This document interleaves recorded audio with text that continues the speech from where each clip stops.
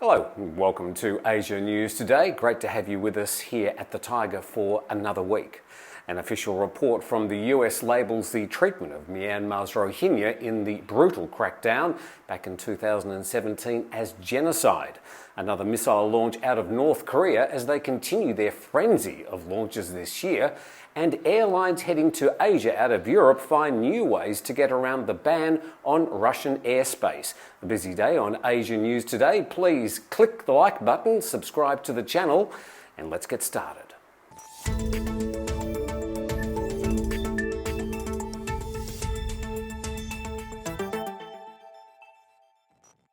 North Korea has conducted another missile launch, this time using a multiple rocket launch system, the latest in a busy time for North Korean missile testers. The statement from the South Korean military didn't specify how the rocket ended up getting launched, the direction it was fired, or the exact type of rockets or weapons launched, but they said they're consistently monitoring the current frenzy of launch activity.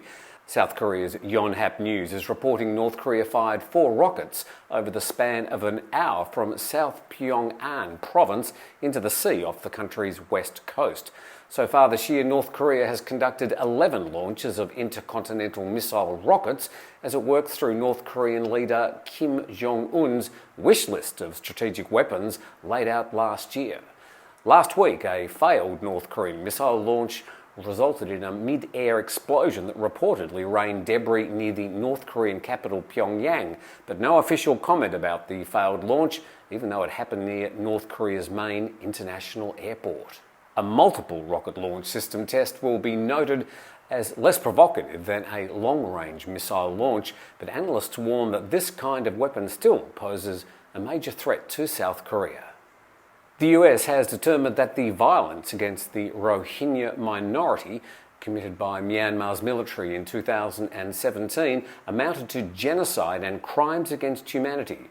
Over 700,000 of the mostly Muslim Rohingya community have fled Buddhist-majority Myanmar since 2017 after the brutal military crackdown that's now the subject of a genocide case at the UN's highest court in The Hague. The US Secretary of State Antony Blinken will officially announce that the decision to designate that the crackdown was a genocide in remarks at the Holocaust Museum in Washington today, where an exhibit on Burma's path to genocide, using Myanmar's former name, will be on display.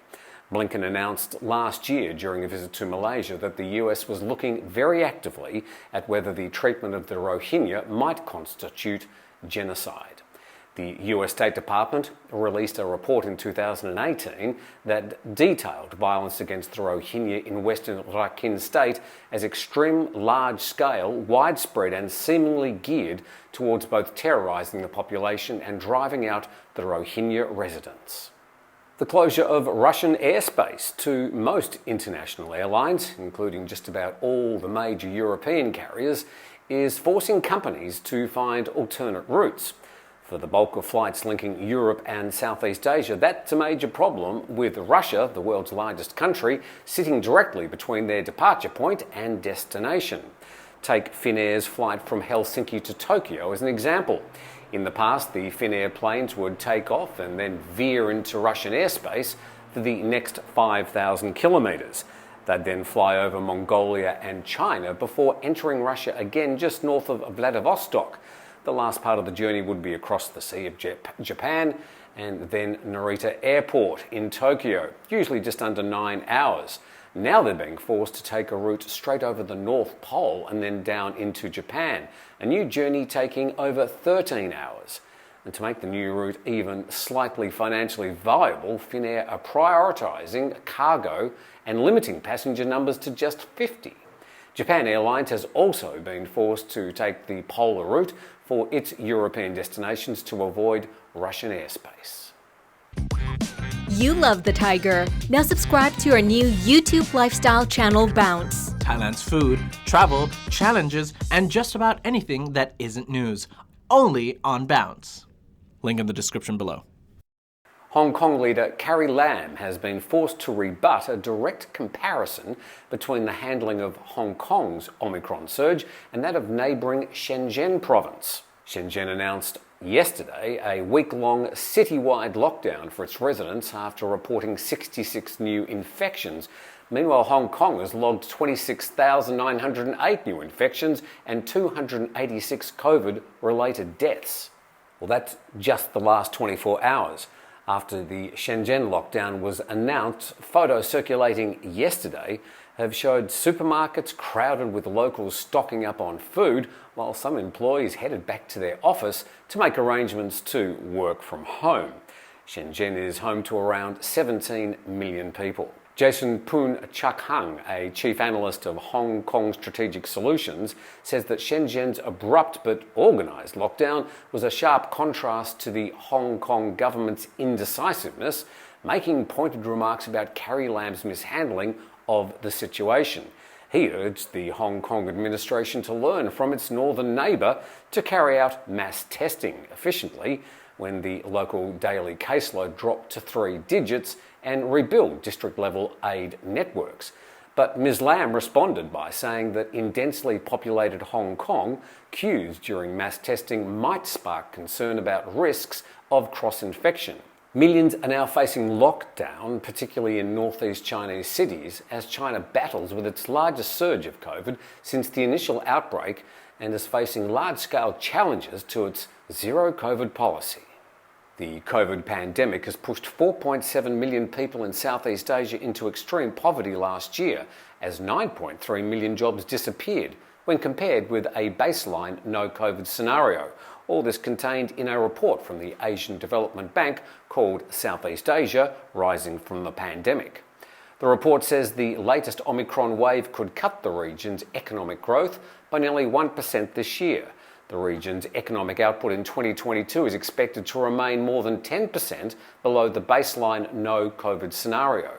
Among the most affected are unskilled workers and those working in retail and the underground economy, as well as small businesses without a digital presence.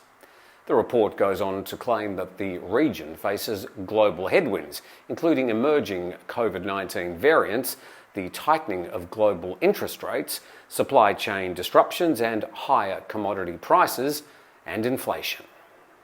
MotoGP returned to Indonesia for the first time since 1997 over the weekend, but suffered numerous delays due to torrential rain on the Mandalika track around half an hour before the race was due to get underway. Eventually, Miguel Oliveira stormed to victory in the shortened MotoGP Indonesian Grand Prix from reigning world champion Fabio Quartararo, as Marc Marquez was ruled out with concussion in a nasty warm-up race. Poleman Fabio Quartararo nailed his launch off the start line to grab the lead on the factory Yamaha, with Oliveira slotting into second ahead of Ducati's Jack Miller and a fast-starting Alex Rins on the Suzuki.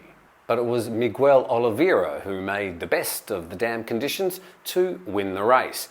And I do hope I got some of those names right and sounded vaguely like I knew what I was talking about. Whilst we're on the weather, plenty of unstable weather around Thailand until at least tomorrow, and thereafter southern Myanmar will be coping with heavy rains. There's currently a cyclone in the Bay of Bengal between Thailand and India, slowly moving north-northeast and predicted to make landfall in Myanmar later today and Bangladesh tomorrow.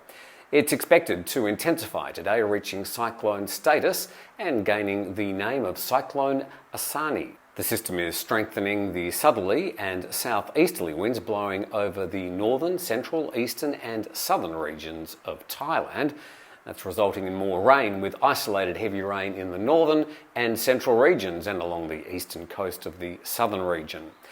The Thai Meteorological Department is warning boats in the Gulf and the Andaman coast should be aware of the storm and check the weather before heading offshore. Well, here we are on an island in the Andaman Sea, and we have had some rain. It's certainly sunny at the moment and not too much wind, but we'll certainly keep an eye on that cyclone to see if it has any major effect on communities as it passes over. In the meantime, we do thank you very much for watching us here at Asia News Today. Should be back in the office tomorrow in the studio, but from all of us at Asia News Today, we'll be back with another bulletin tomorrow.